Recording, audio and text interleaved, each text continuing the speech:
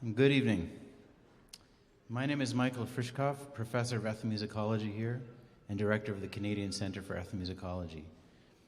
I'm so happy so many of you came out to hear this concert. Thank you so much for coming.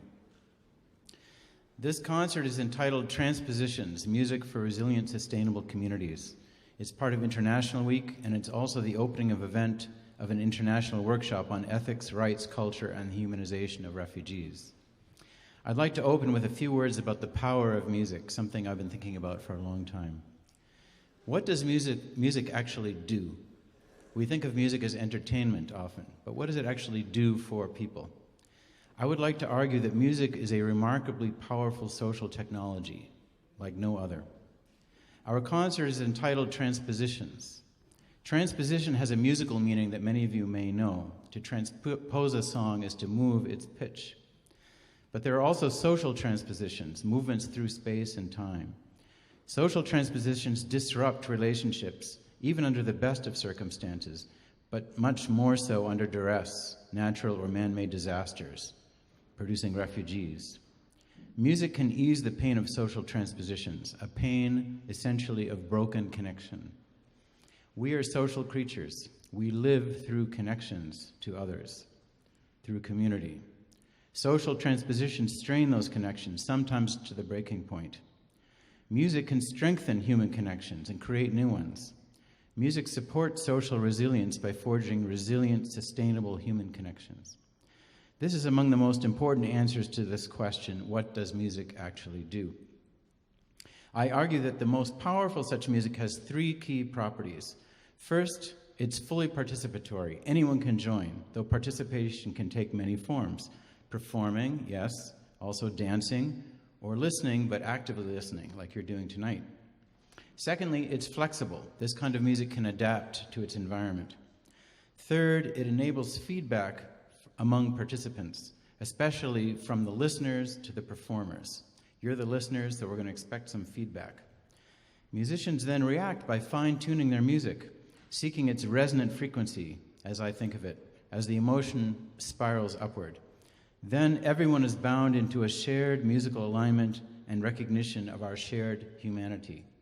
Our response is the same. This is a state of intensive emotion that I call resonance, and the experience is seared into our memories.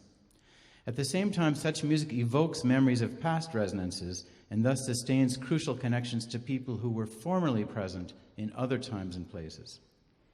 Refugees, whether fleeing political persecution, war, or environmental disasters, are particularly in need of reconnection. They have escaped acutely dehumanizing circumstances, but the experience leaves them disconnected. Social well-being comes through renewed human connection, connections to each other, to the wider society, connections to the homeland. All this connection requires a reweaving of the social fabric.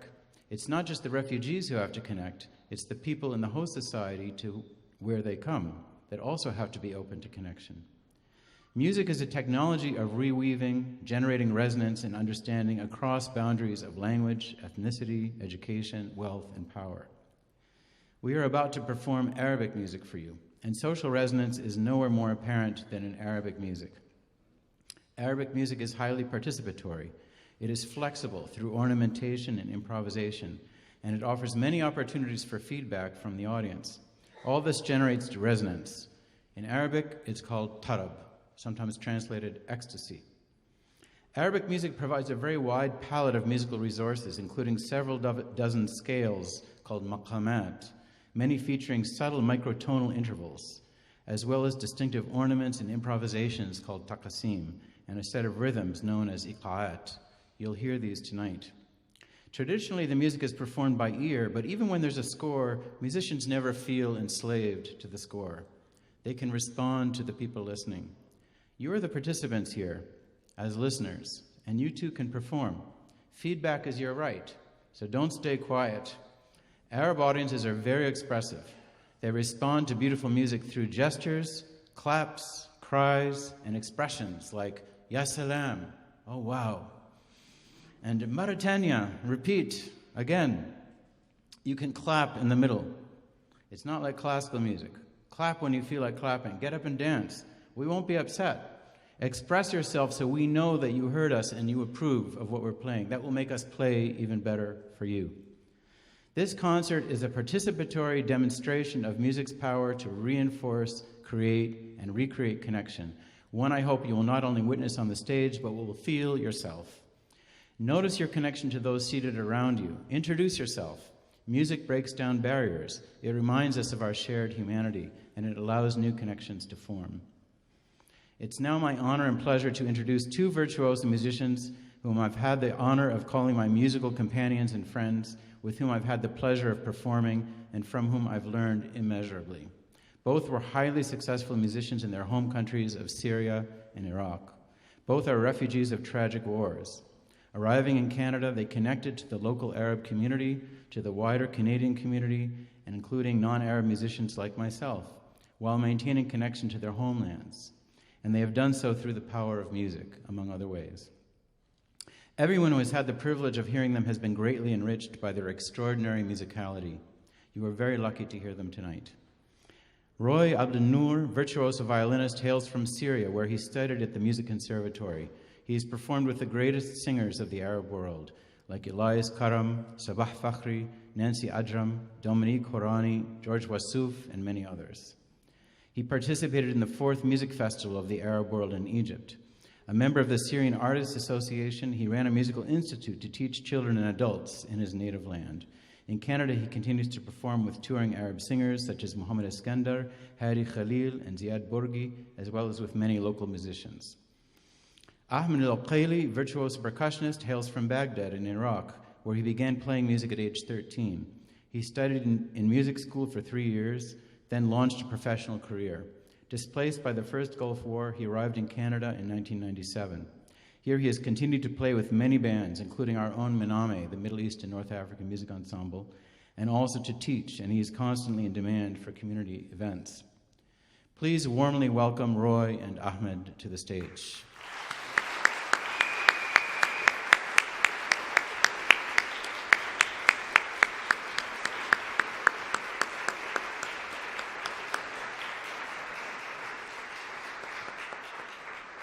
We are delighted to have this opportunity to perform a program of Arabic music for you tonight.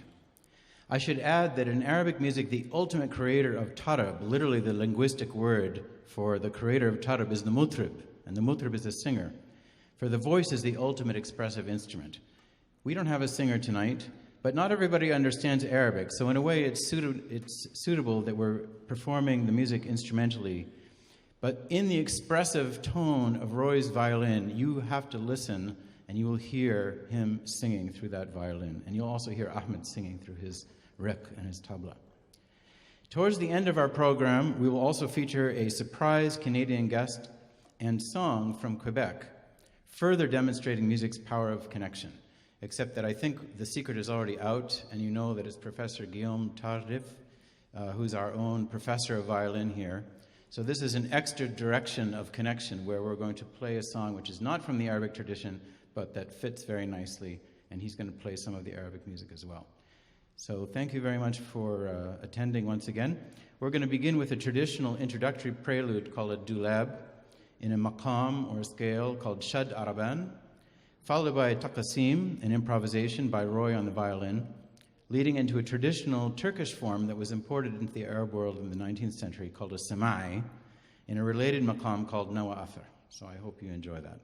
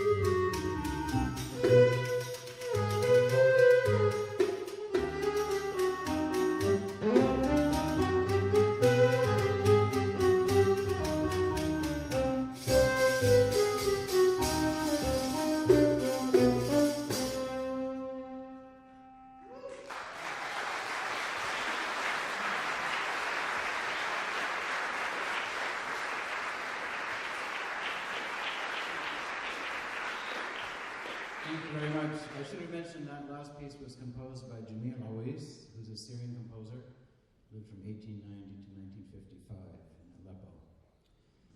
Okay, moving on. We now turn to a very famous song called Ana fi Intizarek, I'm Waiting for You. This was composed by Zakaria Ahmed in 1943, an Egyptian composer, with lyrics by Bayram al-Tunsi, and he was performed by Egypt's greatest singer, the incomparable Kulthum. Here the violin becomes the singing voice. It's in Maqam Hijaz.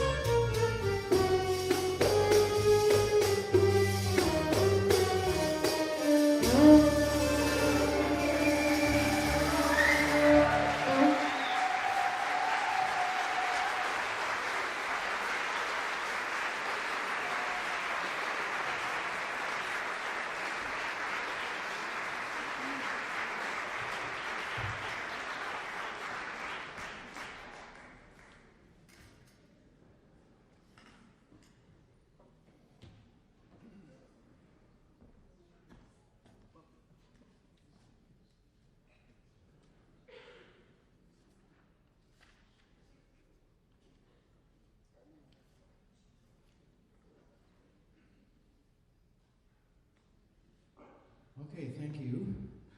Next we're going to play, you're welcome. We're going to play a song composed by Ziad Rahbani in 1973 with lyrics by Asim Mansour Rahbani called Sa'aluni Nas. It was performed by Lebanon's legendary icon singer Ferouz in Maqam Bayati. And I'm going to start off with a little taqsim on the neg. This is the traditional flute.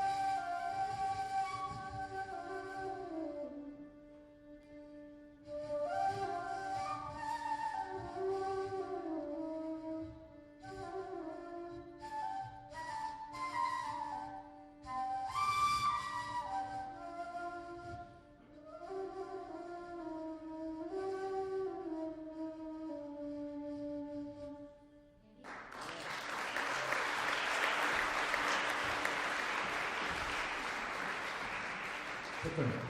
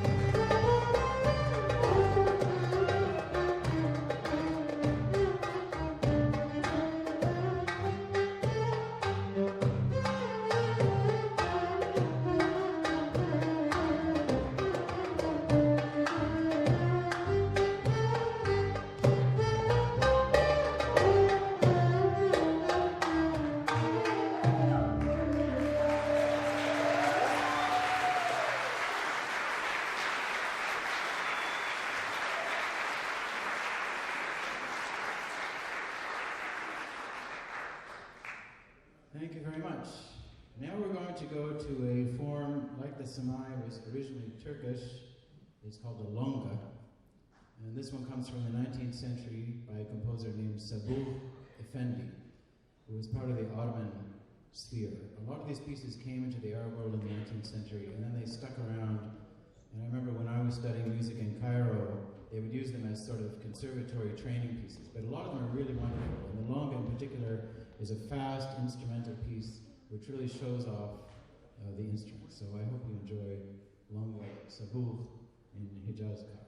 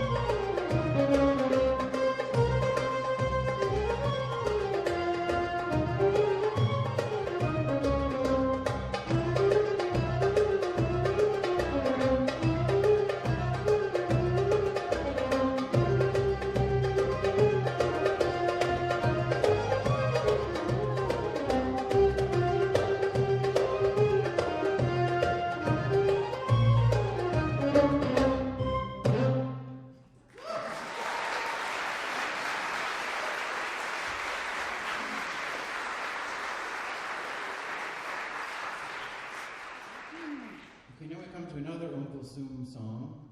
This one is called Leila Topuk, but we're not going to do the song itself. What's typically played is the instrumental introduction, which was composed by the famous Egyptian composer Muhammad in about 1973. And this is in Maqam Nahawand, which is essentially like a minor scale.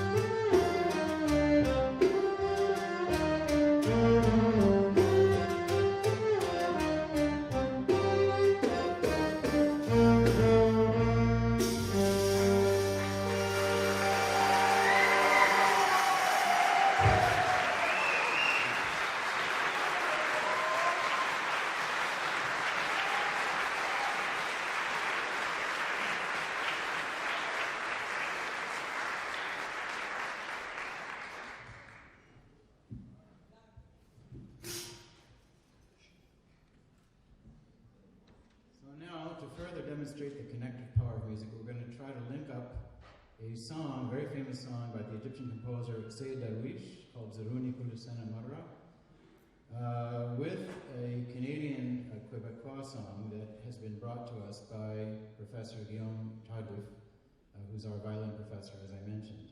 And so this little ensemble reflects a kind of, we rehearsed a lot for this concert, but Guillaume also joined us for these songs, and I could see the learning going on between the two violinists from two different traditions, and it was very heartwarming to see that. I even took some pictures. They don't know that. I'm planning to publish an article about it. They don't know. So anyway, this song of Sayyid Darwish, Zaruni Kullu Sana Marra, is really talking about longing for connection, for the beloved who's not there. It says, visit me every year. You know, ashamed that you should not come and visit me. And there's an apocryphal story we were looking up online last night, myself and my wife Iman, that the poet, whose name is Muhammad Yunus al-Qadi, was sick in the hospital, and his sister wasn't coming to visit him, so he composed this song, and after that she always visited him. Is that right? And we don't know if it's apocryphal or not, but anyway, it's a nice story. And so, can we welcome Professor Guillaume to the stage to play this song?